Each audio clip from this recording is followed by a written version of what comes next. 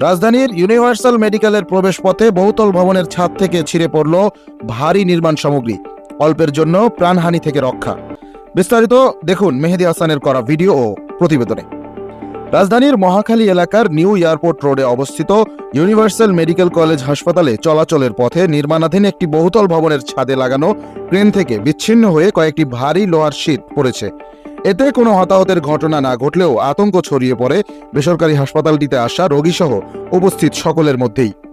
গত ৮ জুন বিকেল ৩টায় বিকট শব্দে ইউনিভার্সাল মেডিকেল কলেজ হাসপাতালেরই নবনির্মিত ১২ তলা একটি ভবনের ছাদে লাগানো পণ্য পরিবাহী ক্রেন ছিঁড়ে লোহার ভারী শীটগুলো হাসপাতালটিতে প্রবেশের রাস্তায় পড়ে।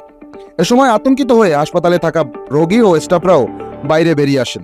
সে সময় কোনো পথচারী বা রোগী ওই রাস্তায় না থাকায় প্রাণহানির ঘটনা না ঘটলেও ভবনটির নির্মাণ কাজের নিরাপত্তা ব্যবস্থা নিয়ে উঠেছে প্রশ্ন। উল্লেখ্য, সাবেক আয়েশা মেমোরিয়াল হাসপাতালের নাম পরিবর্তন করে ইউনিভার্সাল মেডিকেল কলেজ হাসপাতাল রাখা হয়েছে। স্বনামধন্য এই হাসপাতালটির প্রবেশ মুখের এই পথটি দিয়েই প্রতিদিন কয়েক শত রোগী, ডাক্তার, মেডিকেল কলেজের শিক্ষার্থী, স্টাফ ও অ্যাম্বুলেন্স যাতায়াত করে।